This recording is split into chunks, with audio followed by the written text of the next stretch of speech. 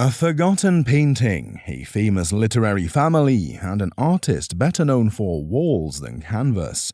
The guest recounts inheriting a work from her father's collection, passed down through her stepmother's estate and quietly rediscovered decades later. Something that my father bought in the 1950s, and it came to me through my stepmother's estate. When I was going through her possessions, I looked at my father's inventory. He just had his own notes on it, that's all. Presented is an original oil by Edward Emerson Simmons, a 19th century American painter whose legacy lies more in murals than in gallery walls. Though born in Boston, Simmons spent much of his career in Europe and was closely associated with the influential artist collective known as the Ten. This piece, painted on plein air in Brittany, France in 1883, captures soft seaside light with remarkable delicacy and atmosphere. Unlike his large-scale murals, this small canvas was painted on-site, likely on a wooden board, with brushstrokes chasing the fleeting glow of a coastal afternoon. This scene is alive with movement. Glinting sand, sea-washed stones, and a distant church kissed by fading sunlight. This is what we call plein air painting. You would take a small piece of canvas on board and then paint this right there. And so you would try to capture the light. And you can see that coming off the little sand here and the little greens and the light on the side of the church over there. Beautiful light in the sky. He's really trying to capture the essence and the atmosphere of that place. Fewer than 50 of Simmons's easel paintings have surfaced in 2 decades, making this an especially rare and intimate example of his work. The painting has been professionally cleaned and remains in excellent condition, enhancing both its clarity and value. Though his name isn't often heard in auction houses, Simmons's legacy and scarcity speak for themselves. Given its charm, rarity, and strong provenance, this Edward Simmons painting would likely bring between $20,000 and $30,000 at auction. This is probably, if we were to put it in an auction, I'd put an estimate of $20,000 to $30,000 on it. That's very nice. A Parisian honeymoon, a hidden transformation, and a jewel that dazzles with both elegance and engineering. The guest shares the story of her grandparents' 1926 honeymoon to France, where her grandmother fell in love with this sparkling piece of wearable art. My grandparents married in 1926, and they went to Europe and particularly France for their honeymoon. And she came back with these pieces and several others. My grandmother loved these pieces. She wore them a lot. My mom did. Both of them passed away when I was fairly young, so my sister and I inherited, and we've worn them and enjoyed them, but we don't know much about them. Presented is a platinum and diamond brooch, crafted in Paris during the peak of Art Deco refinement and passed down through generations.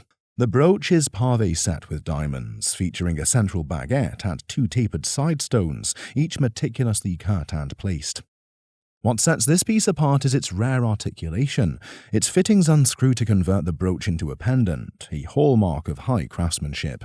What's very unusual about this piece, I just have to take it off and show you, is the brooch itself is fully articulated, and this is where this gets a little bit more interesting. The actual brooch fitting on the back of this pin unscrews. And so you would take this brooch fitting off, and then you would take this piece, and it would hang from this piece here. Still intact are the original platinum and diamond chain, the diamond bail, and all the elements needed to restore it to its convertible glory. An aquamarine was later added, but with minor adjustments by a skilled jeweler, the piece can be returned to its original 1920s form. What I would suggest you should do is probably at some point remove the aquamarine and have a good goldsmith look at it and then rehang everything. All the pieces are there for to put it all back together, and it's an incredible piece. Despite lacking a maker's mark, the materials, design, and engineering suggest it was created by a master artisan in Paris. Its history is as rich as its sparkle, worn lovingly by both grandmother and mother, and now cherished by a new generation.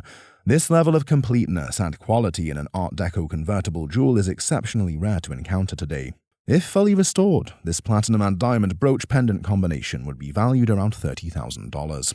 You would have to spend about $30,000. Whoa. So it's a little bit more than $5,000. My sister's going to be amazed. A vanished building, 2 visionary architects, and relics that now carry 6-figure legacies. The host introduces salvaged fragments from Chicago's architectural past, rescued from demolition and preserved in the Art Institute's collection. Presented first is an ornate elevator door from the Chicago Stock Exchange, designed by the legendary firm of Adler and Sullivan in 1893. Yes, and we're standing in front of this incredible elevator bank from the first floor of the Chicago Stock Exchange, built by the Adler and Sullivan firm. Louis Sullivan, often called the father of the modern skyscraper, infused this piece with an intricate blend of organic curves and geometric rigor. Crafted from wrought iron, cast iron, and copper-plated bronze, the panel radiates the bold spirit of late 19th century design. In this intricate pattern of organic and geometric shapes, it's really a symphony of motifs from the period, and it is classic Sullivan. Though the stock exchange was demolished in 1972, fragments like this one survived and have become coveted collector's items. When the building was demolished, sadly, in 1972, parts were just given away and some destroyed and melted down. But some survived, and at auction, smaller ones have come up from upper floors and brought in the six figures. Similar upper floor panels have sold at auction for six-figure sums, and this monumental example would command several $100,000. Next is a luminous stained glass triptych from Frank Lloyd Wright's Avery Coonley Playhouse, a rare treasure of early 20th century prairie design. Mrs. Coonley decided she wanted to teach her own daughter and children in the neighborhood in a kindergarten. And he called this triptych the Kindergarten Symphony? He called it the Kinder Symphony. And they say that Frank Lloyd Wright was influenced by a passing parade with balloons and confetti and the American flag in it. And as well, he was influenced by this interest in Japanese culture, and he collected Japanese prints. Created in 1912 and dubbed the Kinder Symphony, the window was inspired by parades, confetti, and Wright's love of Japanese aesthetics. Its whimsical forms and vibrant geometry reflect Wright's brief but transformative exposure to European modernism. Frank Lloyd Wright was, of course, undoubtedly one of America's greatest architects, and he made his reputation between 1900 and 1910, developing what is now known as the Prairie style. But in 1910, he spent 18 months over in Europe, and he was really influenced by the modernist artists there, like Kandinsky. As a result, we have this work, which is built for the Avery Coonley Playhouse. Comparable single-panel windows have reached six figures, but this complete three-panel composition could easily exceed $400,000. Would easily bring in the $400,000 range or more. Together, these fragments speak not only to great American design, but to the value of saving beauty from the brink of destruction. Well, it's just beautiful, as are all of the architectural relics you see here in the museum, but you certainly picked two wonderful ones to showcase. Thanks so much, Lee. Thanks. A painting passed down from grandmother to grandson, cloaked in memory and dust, now revealed as a treasure of exotic French imagination. The guest recalls first seeing the artwork in his grandmother's home in Manhasset, Long Island, where it quietly hung for decades. I've had this painting since 1972, when my grandmother passed away. My recollection is when I visited her in 1957, she had it in her home in Manhasset, Long Island. Right. The piece is by Jean-Joseph Benjamin Constant, a 19th century French artist known for his romanticized Orientalist scenes. After travels through Spain and Morocco, Benjamin Constant brought back the rich architectural beauty of the Alhambra into his work. This painting showcases those influences vividly, from intricate Moorish tracery to figures draped in luminous gold-threaded gowns. American collectors bought them later on in the century. In the 70s, that's what people were doing. His mastery lies in the way light and texture emerge from the layers of underpainting, conjuring the opulence of an imagined East. You can see that here, this lovely tracery that he's put in. It's coming through the underpainting up in here. The other elements are, of course, these women in these shimmering gowns. I love the gold on there and the types of material that come up. Orientalist art surged in popularity with European and later American collectors, though for years it lingered in undervaluation. While the painting's lower register appears darkened with time, careful cleaning could restore its intended brilliance. Even as is, the richness of the subject, composition, and execution marks this as an exceptional work within the genre. Today, such a piece, once quietly inherited and long unappraised, would now command between $40,000 and $60,000 at auction. But I would say at auction now, I'd probably get about $40,000 to $60,000 for a painting like this. A stunning example of how forgotten grandeur can once again shine in the spotlight. A humble seabag stitched with love nearly 200 years ago now tells a sweeping story of life, war, and family across oceans. Brought in by a descendant of New England mariners, the linen bag was believed to be the work of Seth Gibbs, a sailor born in 1791. It's a sea bag that my great-great-grandfather embroidered. I believe it's linen, and they kept their clothes in it. I know everybody asked on the way in, it's beautiful, what is it? Well, it's a sea bag. But research revealed the likely artist was his wife, Delilah Perry, who married Seth in 1818 and probably stitched this around 1820. The correction is that we don't think Seth embroidered this sea bag. Oh. His wife, Delilah, would have done it. And it probably would have been done shortly after they were married in 1818, probably in about 1820. What makes this object extraordinary is its vivid needlework, scenes of birds, ships, and pastoral life embroidered all around the bag. Turn it and it becomes a rotating gallery, battle scenes with cannons and flags, a woman waiting by the shore, perhaps Delilah herself. Even more personal is a money belt accompanying the bag, bearing the name of their son William, one of two sons who became captains. The craftsmanship is unmatched, each panel like a miniature canvas, capturing both daily life and deep longing from a mariner's world. This is like having 12 needlework pictures all around the money bag.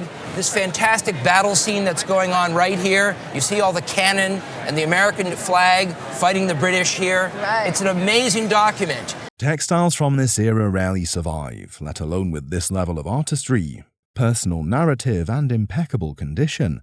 Carefully preserved in a protective box, it stands today as a rare and poignant piece of early 19th century Americana.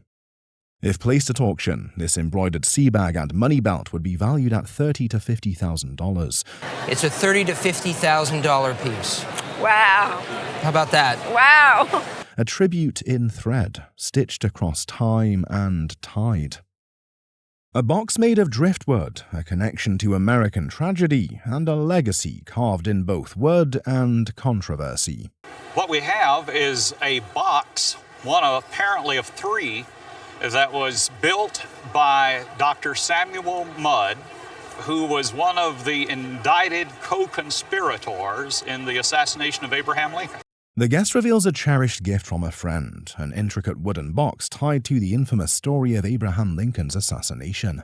This was a gift to me almost 20 years ago now by a very dear friend who had owned it for apparently about 50 years. As she was getting late in years, she said she had to dispose of her property, knew that I was a Lincoln fanatic, and wished to give it to me if I wanted it. This piece was crafted by none other than Dr. Samuel Mudd, the physician who treated John Wilkes Booth's broken leg after the fatal shot rang out at Ford's Theatre. Mudd, later imprisoned at Fort Jefferson in the Dry Tortugas, fashioned this box during his incarceration, using sea-worn driftwood gathered from the island's shore. Inside, a wreath of pressed seaweed surrounds an inscription by W. Butler Back of the 5th U.S. Artillery, thought to be a prison guard during Mudd's sentence. That inscription confirms the box's maker and origin, tying it to a dark yet compelling chapter in Civil War-era history. Saying that it was made by Dr. Samuel Mudd in prison at Fort Jefferson in the Dry Tortugas, which of course are about 65 miles from Key West, Florida, where Mudd was sent when he was imprisoned. Only 3 of these boxes are known to exist, one made for Mudd's daughter and another documented by Carl Sandburg in the Lincoln Collector.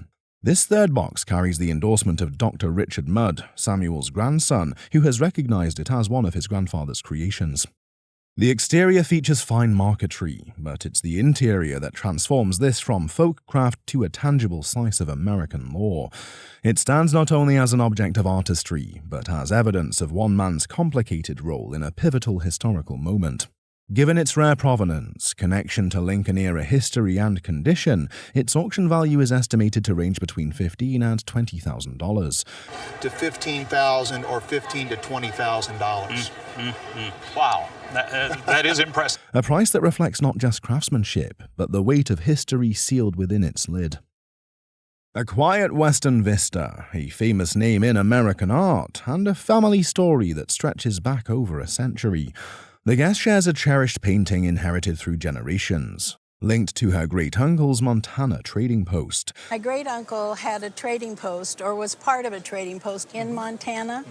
The trading post sat close to the cabin that Henry Sharp built there in about 1905. And my understanding is that he was friends with the owners of the trading post, and that's how they met and how the painting came to our family. That post stood near the cabin of Joseph Henry Sharp, a founding member of the Taos Society of Artists, built around 1905. Their friendship likely sparked the painting's journey into the family, where it has remained a beloved fixture ever since. Rendered in oil on a cigar box lid, the work features a peaceful landscape with distant teepees under a sweeping sky. Sharp's signature, clearly marked J.H. Sharp, confirms its authenticity, though no date is visible on the surface. He was born in 1859 and lived into the mid-20th century, creating evocative Western scenes that earned him national acclaim. This particular piece, likely painted between 1900 and 1925, embodies his keen eye for cultural detail and atmosphere. I love the painting for its detail. I love the fact that you've got the Indian encampments dotting the horizon line here, then we have the teepees here, and the painting is in unrestored original condition, which is great. Its small scale is offset by the richness of its composition, making it feel like a miniature portal to another time. Even more remarkable is that it's in original, unrestored condition, a rare quality that collectors find especially appealing. Though modest in size, the painting's artistic and historical value far outweighs its dimensions.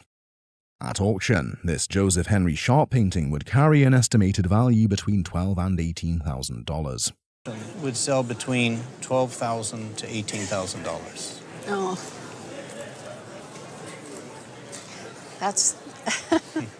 That's a lot for a little painting, isn't it? A forgotten gift from a suitor, a Texas legend in bloom, and a painting that has quietly gathered value for over a century. The guest shares a family heirloom passed down from her mother, who once lived next door to the Onderdonk family in San Antonio. That liked to give her pretty things. And one day he said, would you go next door and see what Julian has as far as his bluebonnet paintings? I have a friend that I'm going to give a painting to, and select something that you think this friend might like.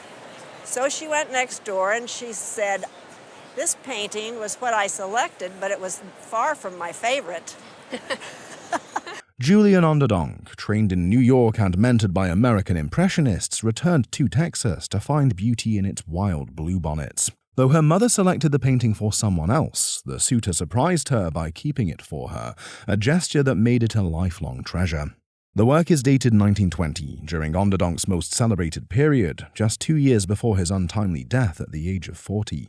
So he could have had a wonderful career ahead, and he was very popular at the time he died, and actually had commissions from people in the Northeast and, of course, in Texas. So he was very, very prominent. With a luminous pink sky and foreground bursting with wildflowers, the painting captures the quiet majesty of the Texas landscape.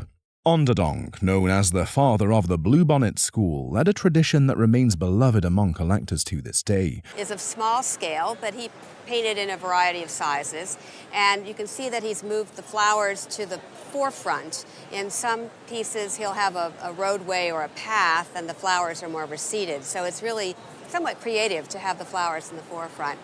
Painted on wood panel and preserved behind glass in its original frame, the piece has survived in remarkable condition. Fine craquelure is visible, but its vibrancy and texture remain intact, protected by decades of careful stewardship. Though modest in size, its provenance, period, and painterly quality make it stand out as a masterful example of regional impressionism. Interest in Onderdonk's work has surged in recent years, with values doubling in the last decade alone. In a gallery setting, especially in Texas, this bluebonnet painting would command a value of approximately $125,000. In the range of $125,000. No! Yes. Oh, my God. It's amazing.